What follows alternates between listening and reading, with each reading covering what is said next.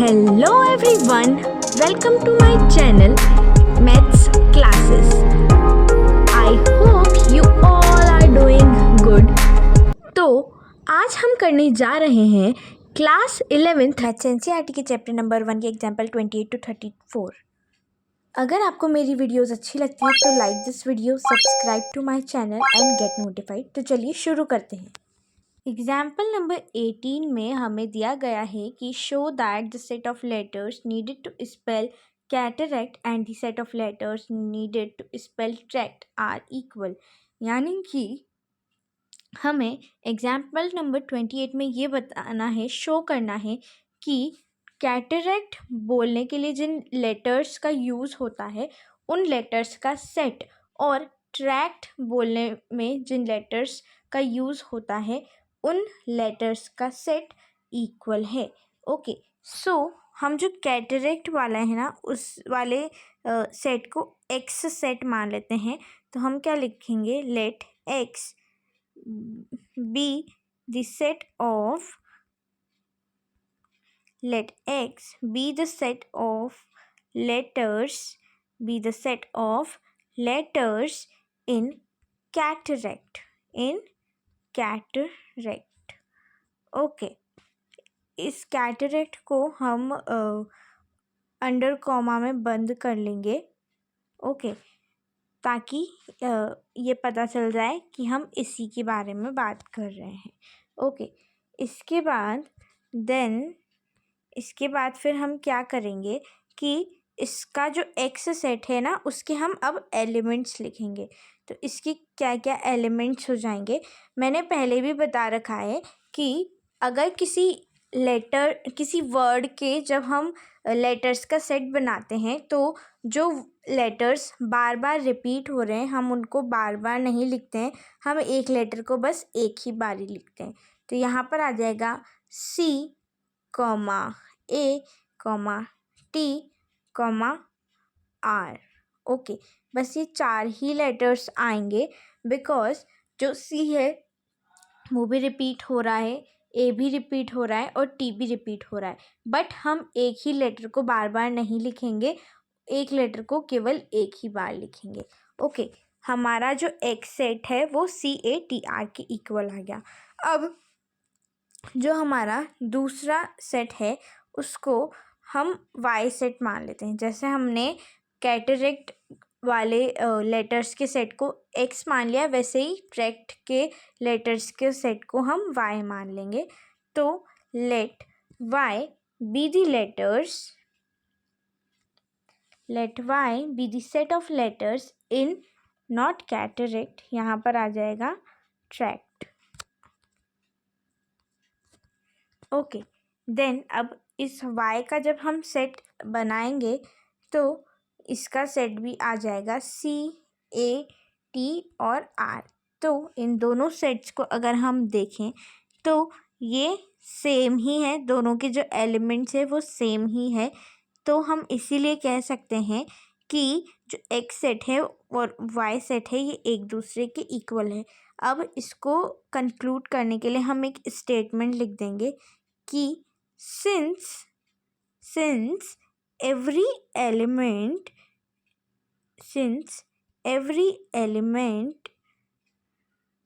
in x and y set in x and y, हम लिख देंगे कि since every element in x is in y and every element in y is in x, it follows that x is equals to y। यानी कि हर एक element x का y में present है और हर एलिमेंट y का x में present है, इसीलिए हम कह सकते हैं कि x और y एक दूसरे के इक्वल होंगे। ओके, नाउ 29 वाले में हमें कह रहा है एक सेट दिया गया है -1, 0, 1। इसके सभी सब सेट्स हमें लिखने हैं, इसके जितने भी सब सेट्स हैं वो सभी हमको लिखने हैं। ओके, सो हमारा जो ये -1, 0, 1 है इसको हम a मान लेते हैं। तो let a is equals to -1, 0, 1। Okay, इसके बाद अब हम इसके सबसेट्स लिखेंगे। Okay, the subset of A having no element is the empty set phi.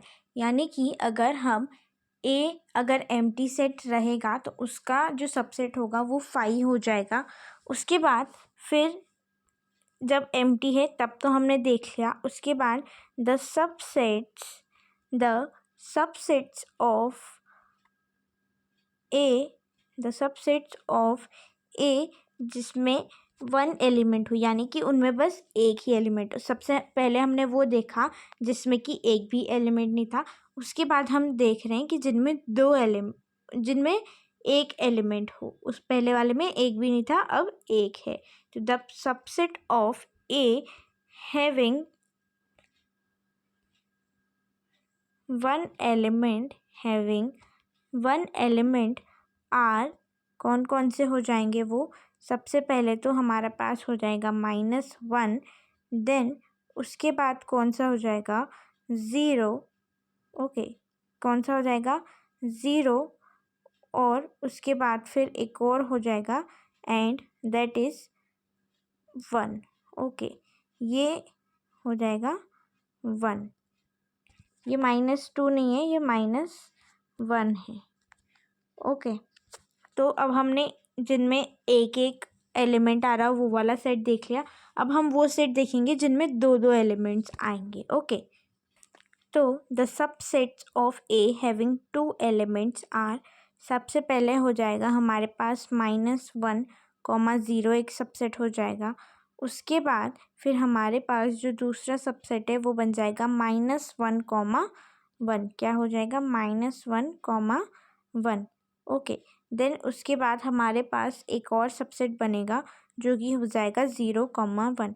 इसमें जो ऑर्डर है नंबर्स का, जैसे कि -1, 0 है, अगर हम इसको 0, -1 लिखेंगे तब भी कुछ फ़र्क नहीं पड़ेगा, वो दोनों एक ही में काउंट होंगे।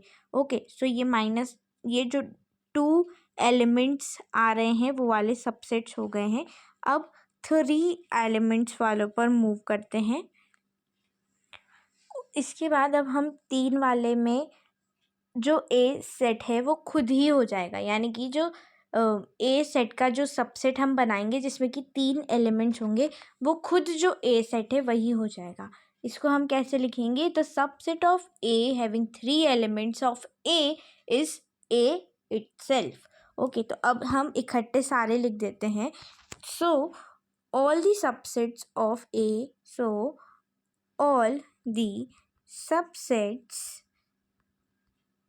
all the subsets of A, हमने जितने भी अभी तक फाइंड किए जो कि 1 वाले हैं, 2 वाले हैं, 0 एलिमेंट है जिसमें यानी कि एम्प्टी सेट है वो वाले हैं। तो अब हम सबको इकट्ठा लिख रहे हैं। तो ये हो जाएगा, सबसे पहले एम्प्टी वाला हमने निकाला था 5। उसके बाद फिर हमने जो 1 एलिमेंट वाले निकाले थे वो वाले लिख रहे हैं हम, -1, देन 0, देन 1। ओके, -1, 0, 1। इसके बाद फिर जो दो दो वाले हमने फाइंड आउट करे थे वो वाले हम लिख रहे हैं, -1, 0, देन -1, 0 के बाद -1, -1, यानी कि एक पॉजिटिव का 1 और एक नेगेटिव का 1 वाला सेट। उसके बाद एक और हमारे पास आया था जो कि 2 वाला था, उसमें हो जाएगा 0, 1। ओके, 2 वाले सेट्स पूरे हो गए। अब जो 3 एलिमेंट्स वाला सेट था वो वाला 3 एलिमेंट्स वाला सेट हमारा एक खुद ही आया था। तो ये हो जाएगा हमारे पास -1, 0, 1। तो ये सभी हमारे ए सेट के सबसेट हो गए हैं। ओके, इसमें हमने सबसे पहले एम्प्टी सेट देखा, देन ऐसा सेट जिसमें एक ही एलिमेंट है वो वाले देखे, देन हमने 2 एलिमेंट वाले सेट देखे, एंड देन फाइनली हमने 3 एलिमेंट वाला सेट देखा। ओके, आई होप आप सभी को समझ आ गया होगा। तो नेक्स्ट क्वेश्चन पर मूव कर। नाउ जो 30 वाला एग्जाम्पल है उसमें हमें ये शो करना है कि A union B A intersection B के इक्वल है अगर होगा, यानी कि ए यूनियन बी और ए इंटरसेक्शन बी एक दूसरे के इक्वल होंगे तो जो ए है वो बी के इक्वल होगा। ओके, सो इसको अब हम करते हैं। इसका आंसर हो जाएगा कि लेट ए बिलोंग टू ए, यानी कि ए एक हमने सेट मान लिया और एक ए जो कैपिटल ए है उस सेट का एक एलिमेंट है, तो हम लिख देंगे जो small a belongs to set A. Then जो ए एलिमेंट है ये ए यूनियन बी सेट का भी एक एलिमेंट होगा, उससे भी बिलोंग करेगा क्योंकि ए यूनियन बी सेट में ए और बी दोनों के एलिमेंट्स रहेंगे। तो अगर जो स्मॉल ए है वो ए सेट से बिलोंग कर रहा है तो ऑब्वियसली बात है कि वो ए यूनियन बी सेट से भी बिलोंग करेगा ही सही। उसके बाद जो हमें दिया गया है कि ए यूनियन बी और ए इंटरसेक्शन बी एक दूसरे के इक्वल है, तो जो ए स्मॉल ए है वो ए इंटरसेक्शन बी से भी बिलोंग करेगा। ठीक है, उसके बाद जो स्मॉल ए है वो हमारे बी सेट से भी बिलोंग करेगा क्योंकि वो ए इंटरसेक्शन बी का पार्ट है, यानी कि वो ए और बी दोनों सेट का एलिमेंट होगा, इसीलिए वो बी सेट से भी बिलोंग कर जाएगा। उसके बाद हम क्या कह सकते हैं इससे कि जो ए सेट है वो बी सेट का सबसेट है, यानी कि बी सेट का सबसेट क्या है, ए सेट है। फिर इसी तरह से जो बी सेट है हमारा उसके लिए हमने एक एलिमेंट मान लिया स्मॉल बी। ऐसा मान लिया हमने कि जो स्मॉल बी है वो बी सेट का एक एलिमेंट है। तो अगेन जो बी सेट है वो ए यूनियन बी का भी एक एलिमेंट होगा, यानी कि ए यूनियन बी से भी वो बिलोंग करेगा। और फिर से वही जैसा हमने ए के लिए किया था सेम चीज़ें हम बी के लिए कर रहे हैं। फिर जो ए यूनियन बी है और ए इंटरसेक्शन बी एक दूसरे के इक्वल है, तो जो स्मॉल बी है ये ए इंटरसेक्शन बी का भी एक एलिमेंट होगा, ये इससे उससे भी बिलोंग करेगा। तो जो स्मॉल बी है वो ए सेट से भी बिलोंग करेगा क्योंकि ए इंटरसेक्शन बी में तो वही एलिमेंट्स आते हैं जो कि दोनों सेट्स में कॉमन होते हैं, इसीलिए। तो हम ये कह सकते हैं कि जो बी सेट है वो ए सेट का सबसेट होगा। तो यहाँ से हमें क्या पता चल रहा है कि जो ए सेट है वो बी सेट का सबसेट है और जो बी सेट है वो ए सेट का सबसेट है, यानी कि ये दोनों एक दूसरे के सबसेट्स तो तभी पॉसिबल है जब ये दोनों एक दूसरे के इक्वल हो। इसीलिए हम कह सकते हैं कि जो ए सेट है वो बी सेट के इक्वल है। ओके, यहाँ से हमने इसको प्रूव कर दिया है। आई होप कि आपको ये समझ आया होगा। थोड़ा सा ट्रिकी है बट अगर शांत दिमाग से समझेंगे तो ये आपको समझ आ जाएगा डेफिनेटली।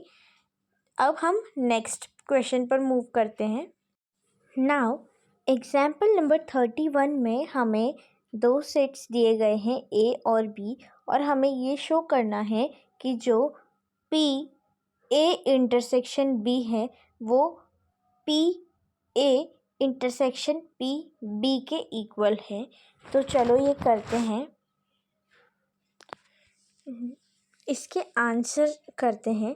सो हम इस एक एक्स मान लेते हैं, जो एक्स है वो हमारा पी ए इंटरसेक्शन बी के इक्वल नहीं, पी ए इंटरसेक्शन बी से बिलोंग करेगा एक्स। फिर जो एक्स है वो हमारे ए इंटरसेक्शन बी का सबसेट हो जाएगा। ठीक है, तो जो हमारा एक्स है वो ए का सबसेट होगा और एक्स बी का भी सबसेट होगा। देखो हमने क्या किया है, सबसे पहले एक्स को हमने ए इंटरसेक्शन बी के से बिलोंग करता हुआ मान लिया, तो जो ए है वो एक्स का, ए इंटरसेक्शन बी है वो ऑब्वियसली बात है एक्स का सबसेट हो जाएगा। फिर जो एक्स है वो ए का भी सबसेट होगा और वो बी का भी सबसेट होगा। तो हम क्या कह सकते हैं कि देयरफॉर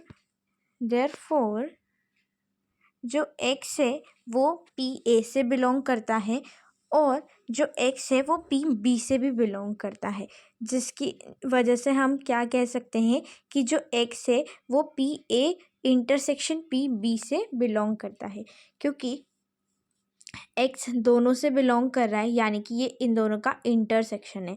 तो PA और PB का इंटरसेक्शन है x, यानी कि ये इससे बिलोंग करता है। तो इससे हमें क्या मिल जाता है कि जो PA इंटरसेक्शन B है वो हमारे PA इंटरसेक्शन PB का सबसेट है। क्या है, थोड़ा कंफ्यूजिंग है बट समझ जाओगे आप लोग। PA इंटरसेक्शन PB का सबसेट क्या है, PA इंटरसेक्शन B। तो ये तो हमने x से कर लिया। x से करने पे हमें क्या मिल गया कि जो हमारा PA इंटरसेक्शन B है वो PA इंटरसेक्शन PB का सबसेट है। यहाँ पे हमारे को ये मिल गया है। अब हमने एक y एक सेट माना है, जो कि हमने ये माना है कि ये PA इंटरसेक्शन PB का PB से बिलोंग करेगा। पहले हमने x को माना था कि वो PA इंटरसेक्शन B से बिलोंग कर रहा है, अब हम y मान रहे हैं जो कि PA इंटरसेक्शन PB से बिलोंग कर रहा है। ठीक है, तो जो y है वो PA इंटरसेक्शन B से बिलोंग कर रहा है, तो जो y है वो A सेट का सबसेट होगा और y B सेट का भी सबसेट होगा ऑब्वियसली। उसके बाद फिर जो y है वो A इंटरसेक्शन B का भी सबसेट होगा, क्योंकि A और B दोनों का सबसेट है, यानी कि दोनों में कॉमन है, इसीलिए हम कह सकते हैं कि वो A इंटरसेक्शन B का भी सबसेट हो जाएगा। इससे हमें क्या पता चलता है, इससे हमें ये पता चल रहा है कि जो y है ये PA इंटरसेक्शन B से भी बिलोंग करता है। तो इससे हमारे पास क्या आ गया कि जो PA इंटरसेक्शन PB है, PA इंटरसेक्शन PB है वो PA इंटरसेक्शन B से बिलोंग करता है। तो यहाँ से प्रूव हो गया कि जो PA इंटरसेक्शन B है वो PA इंटरसेक्शन PB के इक्वल है। थोड़ा कंफ्यूजिंग है ये क्वेश्चन, बट आप इसको छोटी छोटी स्टेप्स में ब्रेक करके समझोगे ना तो आपको ये समझ आ जाएगा। नाउ नेक्स्ट हमारे पास है क्वेश्चन नंबर 32। क्वेश्चन नंबर 32 में हमें ये दिया गया है कि एक मार्केट रिसर्च ग्रुप था जिसने कि एक सर्वे कंडक्ट किया था 1000 कंज्यूमर्स का, जिनमें से 720 ऐसे थे जिन्हें प्रोडक्ट A पसंद आया था और 450 ऐसे थे जिन्हें प्रोडक्ट B पसंद आया था। तो हमसे अब वो पूछ रहा है कि what is the least number that must have liked both products, यानी कि ऐसा सबसे छोटा नंबर कौन सा है जो जिन्हें कि दोनों प्रोडक्ट्स अच्छे लगे। यानी कि 720 कंज्यूमर्स को A प्रोडक्ट अच्छा लगा, 450 को B प्रोडक्ट अच्छा लगा। तो ऐसे कितने लोग हैं जिन्हें दोनों प्रोडक्ट्स अच्छे लगे, A और B। तो यहाँ पर जो हमारा यूनिवर्सल सेट है, यूनिवर्सल सेट में हमारे पास कितने एलिमेंट्स दिए गए हैं, 1000 दिए गए हैं। उसके बाद हमें प्रोडक्ट A पसंद आने वाले कितने लोग दिए गए हैं, वो हमें दिए गए हैं 720। कितने, 720। उसके बाद जो हमारा प्रोडक्ट B है वो कितने लोगों को पसंद आया है, वो 450 लोगों को पसंद आया है। तो अब हमारे पास इसमें हमारा फॉर्मूला लगाएंगे, जिससे कि हमने लास्ट एक्सरसाइज के काफ़ी सारे क्वेश्चंस करे थे, और ये फॉर्मूला है कि A यूनियन, आई होप कि ये फॉर्मूला आप लोगों ने अभी तक लर्न कर लिया होगा, बिकॉज ये बहुत ही इम्पोर्टेंट फॉर्मूला है। इस फॉर्मूले से इस चैप्टर के काफ़ी सारे क्वेश्चंस हो रहे हैं, इसीलिए अगर आपने इसको अभी तक लर्न नहीं किया है तो प्लीज़ इसे लर्न कर लीजिए, बिकॉज ये बहुत ज़्यादा इम्पोर्टेंट फार्मूला है। तो फार्मूला क्या है कि एन यानी कि number of elements in A union B set is equals to number of elements in A set plus number of elements in B set minus number of elements in A intersection B set। Okay, so अब हम इसमें जब values put कर देंगे तो let's see हमारे पास क्या answer आता है। ओके, सो सबसे पहले हमें वो लोग जिन्हें कि ए प्रोडक्ट अच्छा लगा था 720 प्लस 450 जिन्हें दूसरा प्रोडक्ट अच्छा लगा था minus n A intersection B यानी कि जिन्हें दोनों प्रोडक्ट अच्छे लगे थे। ठीक है, तो इसको सॉल्व करने के बाद हमारे पास क्या आएगा, अगर हम 720 और 450 को ऐड करते हैं तो ये हमारे पास हो जाता है 1170 minus n A intersection B. Now ये हमारे पास आ गया है।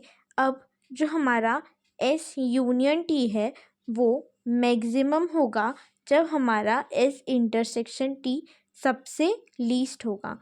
तो जो हमारा एस यूनियन टी है वो हमारे यूनिवर्सल सेट का एक सबसेट होगा, जिससे कि हमें क्या पता चलता है कि जो हमारा एस यूनियन टी होगा वो छोटा होगा यूनिवर्सल सेट से। ऑब्वियस सी बात है, क्योंकि जो यूनिवर्सल सेट है उसी से सारे सेट्स बनते हैं, इसीलिए जो यूनिवर्सल सेट है वो सबसे बड़ा होता है।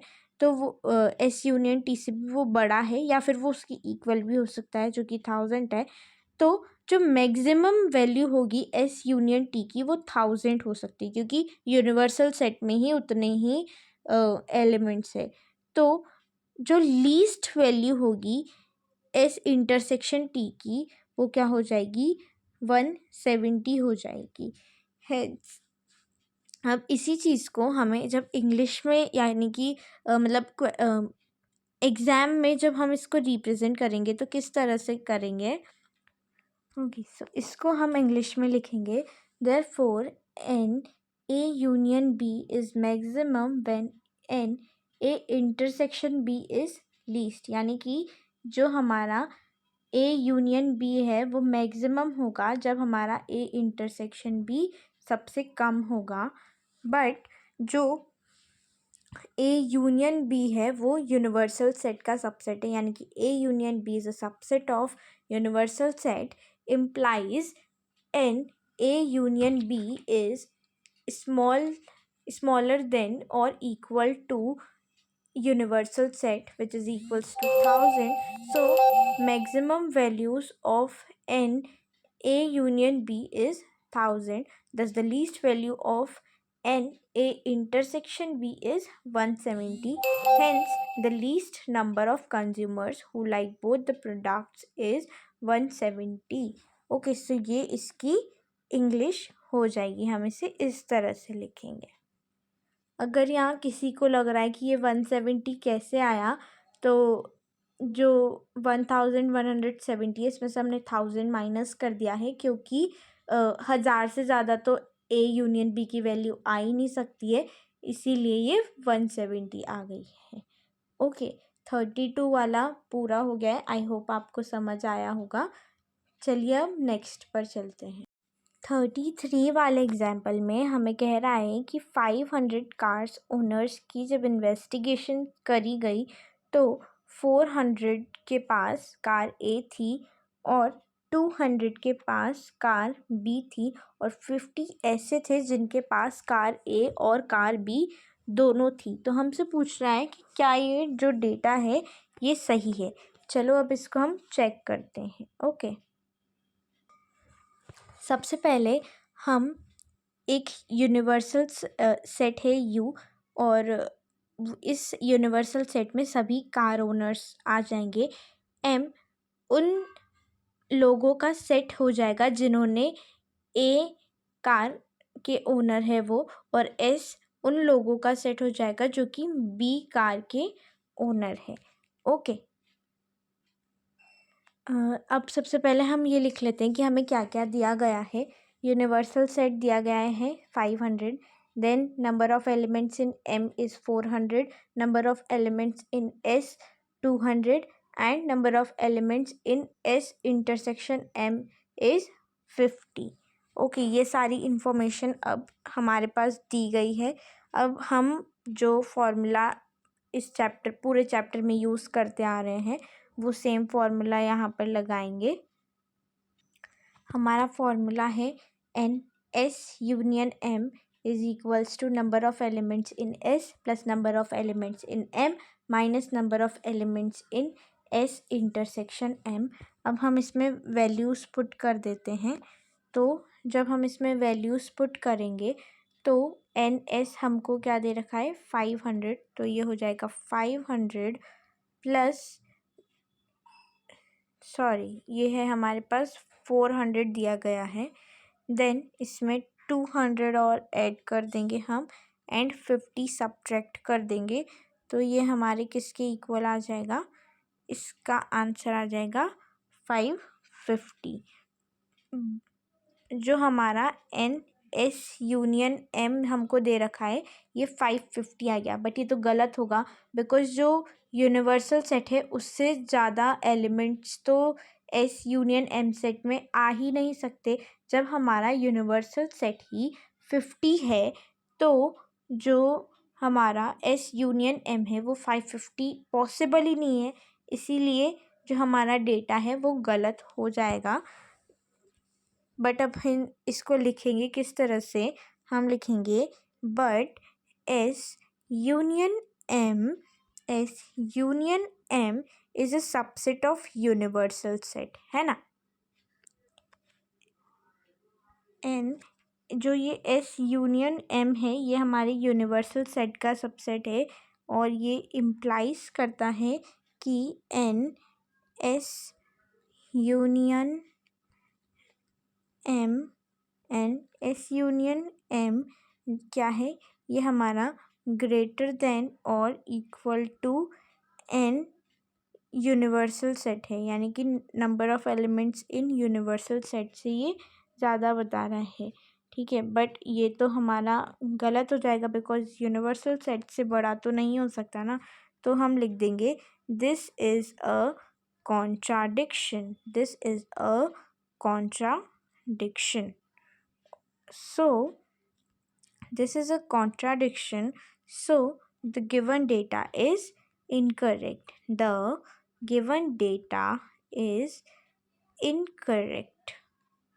ओके। यहाँ पर हमारा जो S यूनियन M है ये हमारे यूनिवर्सल सेट से ज़्यादा आ रहा है, इसीलिए ये जो हमारा डेटा दिया गया है ये गलत है।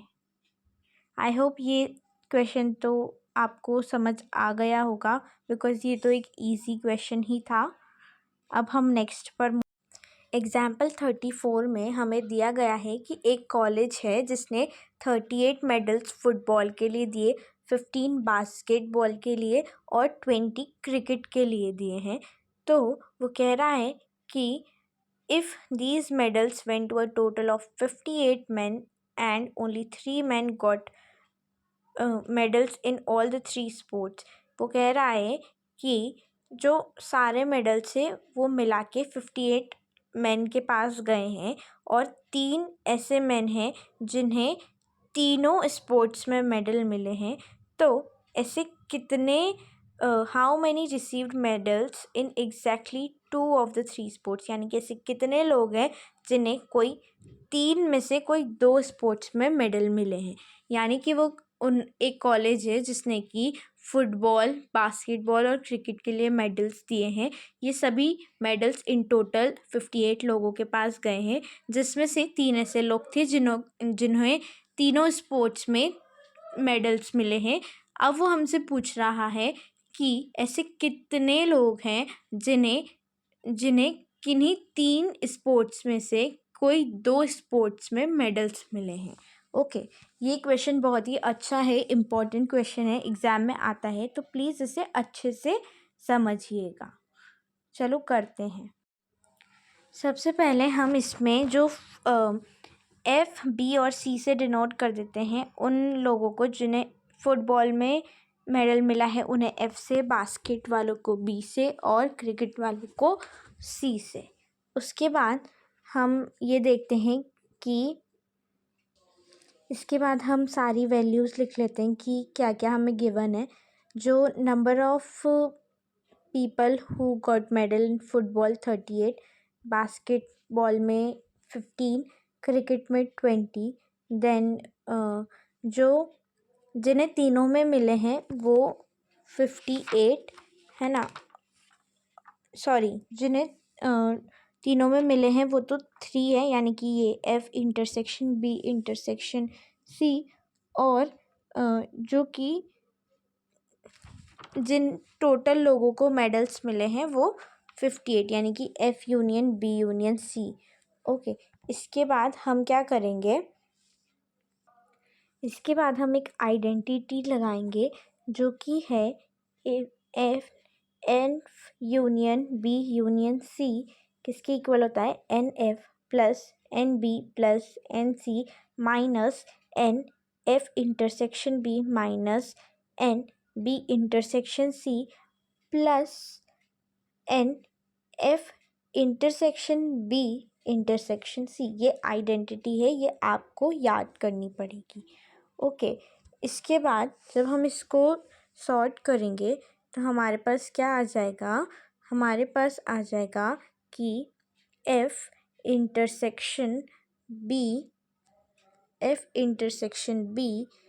Plus NF intersection C, F intersection C plus NB intersection C, NF intersection B plus NF intersection C plus NB intersection C। इन तीनों को जब हम वैल्यूज़ रख के सॉल्व करेंगे तो हमारे पास 18 आ जाएगा। इसके बाद फिर हम एक वेन डायग्राम के थ्रू इसको समझेंगे तो ये अच्छे से समझ आएगा। यहाँ अगर हम वेन डायग्राम को देखें तो जो A है ये उन लोगों को डिनोट कर रहा है जो कि फुटबॉल के लिए मेडल जीते। जो A डिनोट करता है फुटबॉल और बास्केटबॉल दोनों में मेडल लाने वालों को। B उनको डिनोट करता है जो कि फुटबॉल और क्रिकेट में मेडल्स लाए हैं, और C उन्हें डिनोट करता है जो कि बास्केटबॉल और क्रिकेट में मेडल लाए हैं। फिर जो D है वो हमारे उन को डिनोट करता है जो कि तीनों में मेडल्स लाए हैं। तो जो हमारा D है वो किसके इक्वल हो जाएगा, F intersection B intersection C के, यानी कि 3 के इक्वल हो जाएगा। तो जब हम इन A B C D और D यानी कि A D B D और C D को ऐड करेंगे तो ये हमारे 18 के इक्वल आ जाएगा। उसके बाद फिर जो हमारा A plus B plus C है ये हमारे 9 के इक्वल आ जाएगा, जो कि क्या है, जो कि वो नंबर है जो कि वो लोग हैं जो कि तीनों में से 2 स्पोर्ट्स में मेडल लाए हैं। तो इस क्वेश्चन का हमारा आंसर क्या हो जाएगा, 9। ओके, आई होप आपको ये सभी क्वेश्चंस अच्छे से समझ आए होंगे। अगर आपको कोई भी डाउट है तो आप कमेंट सेक्शन में वो डाउट पूछ सकते हैं, मैं डेफिनेटली उस डाउट का आंसर करूँगी। मिलते हैं। अगर आपको ये वीडियो अच्छी लगी हो तो like this video, subscribe to my channel and get notified. मिलते हैं अगली वीडियो में। Thanks for watching.